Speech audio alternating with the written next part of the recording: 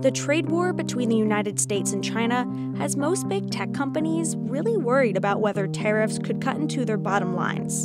But one company was able to thread the needle between a volatile American president and the world's biggest consumer market. More than any other tech leader, Apple's CEO Tim Cook has spent a lot of time charming the Trump administration. And it seems to be paying off.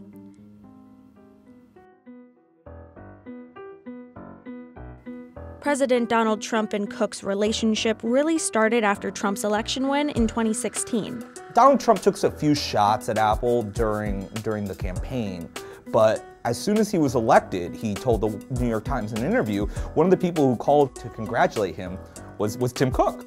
This is Kif Leswang. Tim Cook's office reaching out to Donald Trump, saying, congrats on being the president, I hope we can work together kind of stuff. That's how the relationship started. So after Trump's win, he called the CEOs of several tech companies to meet at Trump Tower.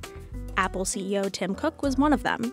President Trump pulled together a lot of business leaders with a surprising number of high-tech leaders there. This is Jeff Sonnenfeld. He's the Senior Associate Dean for Leadership Studies at Yale University's School of Management. They all came. He wasn't yet president. He was president-elect. Most didn't know him. Very few supported him. And that's true of the U.S. business community in general, not just Silicon Valley types. They still came, which was interesting. Tim Cook used that as an opportunity to start to forge a relationship. In a message to Apple employees, Cook explained why he showed up to talk to Trump despite supporting Hillary Clinton. According to TechCrunch, Cook wrote, he never found being on the sideline a successful place to be, and the way that you influence these issues is to be in the arena. Since the meeting, Cook continued to cultivate close ties with Trump and his family. The Apple CEO met with Trump over dinner at his New Jersey golf course twice since 2017. He's attended state dinners hosted by the president, and he has a good relationship with Ivanka and Melania, according to White House officials. President Trump likes to break bread with people, and he relaxes over food, and other people relax over food. So it's food in the golf course in those kind of scenes that are ways that you get away from wearing the formal uniforms and get off the pillars of office. In February 2019, Cook joined the American Workforce Policy Advisory Board, a group dedicated to getting the unemployed into the workforce. And since 2017, Cook has been a part of the White House Office of American Innovation, a group focused on improving quality of life and spurring job creation. The boards are led by Ivanka Trump and Jared Kushner. Cook and Ivanka Trump even traveled to an Idaho elementary school last November for a photo op. Apple had donated iPads to all the teachers and students in the district. This is really Tim Cook working a personal relationship with Trump. And as different issues unfolded, when Tim Cook wants to take a different position, say on climate change or on immigration policies, he'll give a heads-up alert to the White House, and he'll often do that through Ivanka Trump or more often through Jared. And so far as I know, there are no remote financial arrangements behind this. Apple claims it doesn't engage in politics and it doesn't have a PAC, something Cook has said shouldn't exist.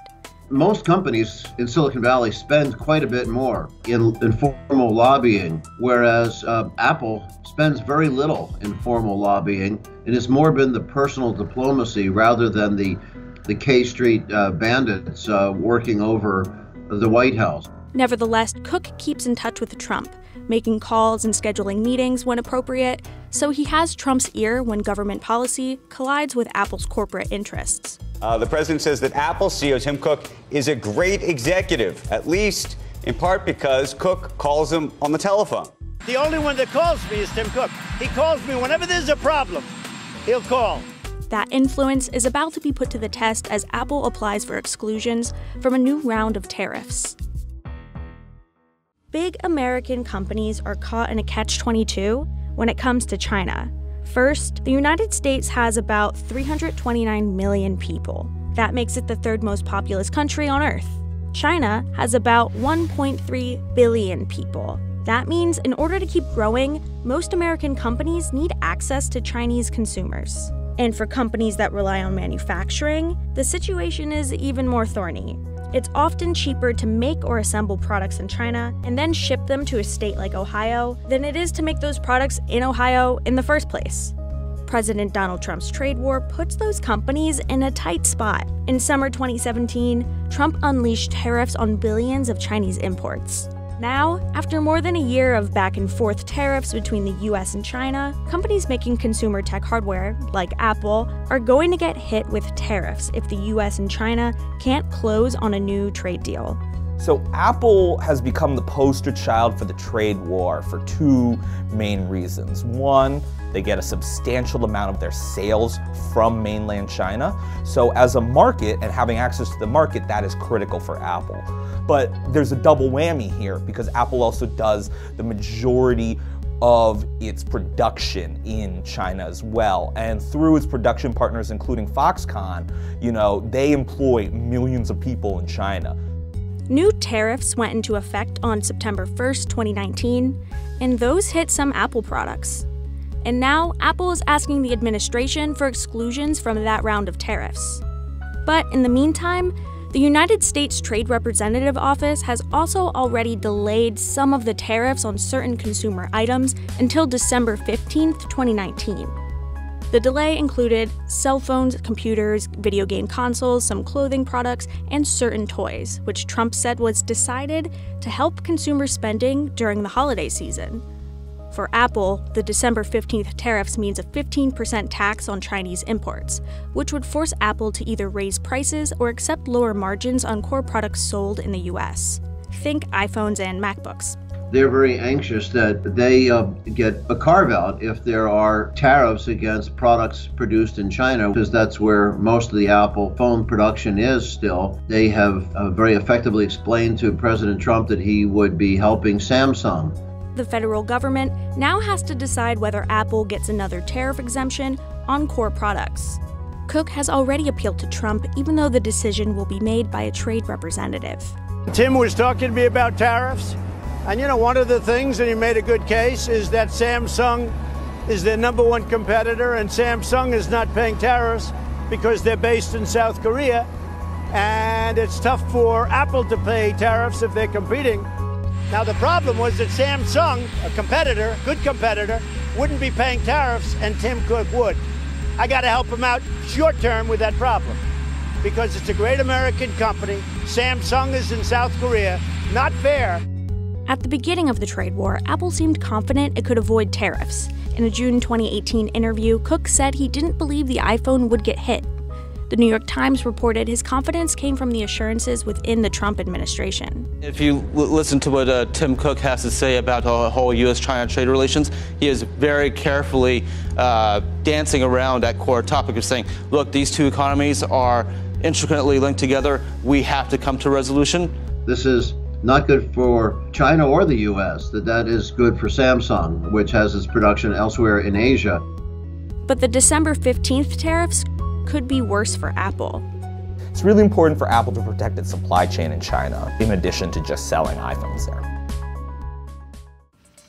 When Trump signed his tax reform bill in December 2017, Apple repatriated hundreds of billions in overseas cash at a lower tax rate, saving the company an estimated $27 billion in taxes.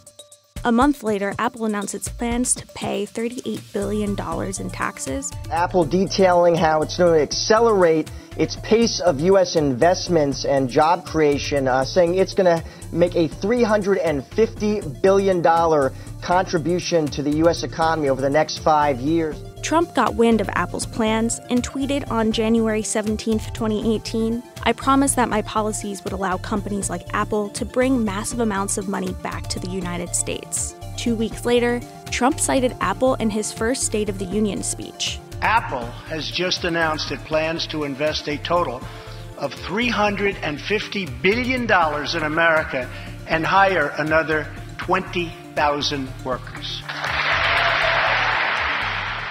Besides one small factory in Ireland, Apple doesn't own and operate any of its manufacturing. Instead, it contracts with manufacturers who assemble the company's products. And most of them are in China. Tim Cook has been the architect of, under Steve Jobs' era, of taking manufacturing out of the U.S. and outsourcing it to China, to Foxconn and others in China. Foxconn, of course, which is a a Taiwanese company, but it's located so much of the manufacturing in the mainland. Meanwhile, Trump has focused on getting Apple to make its products in the U.S. He's always been about American manufacturing, so he's criticized Apple a few times over its practice of doing the vast majority of its manufacturing in China.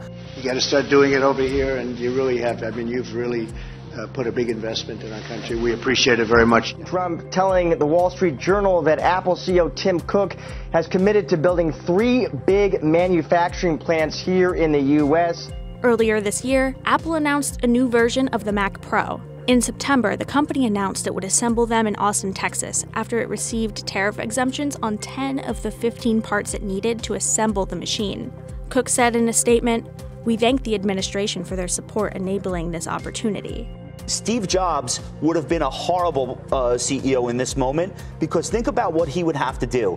Kowtow to both Beijing and Trump. Can you picture and Hollywood.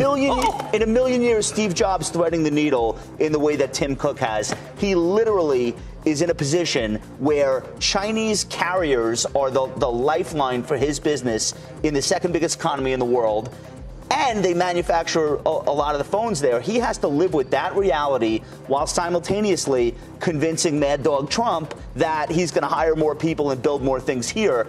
And he's done it incredibly well. Like, could you imagine Steve Jobs pulling that off? I really can't. So maybe what was needed right now is not this beacon of innovation. Maybe it's competence and logistical savvy and calmness. And that is what Tim Cook has brought to the table. That's why he's added about $600 billion in market cap to this company's stock.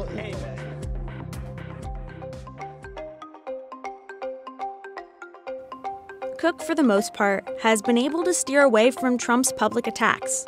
The president tweeted about his new iPhone, quote, "To Tim, the button on the iPhone was far better than the swipe."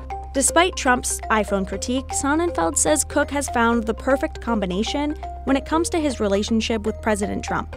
Well, it's a perfect recipe for Apple. I don't know that it's a perfect recipe for the nation, but it works for him. What Cook does is he retains a seat at the table. He presses, what he thinks his or what Apple's point of view on the policy is.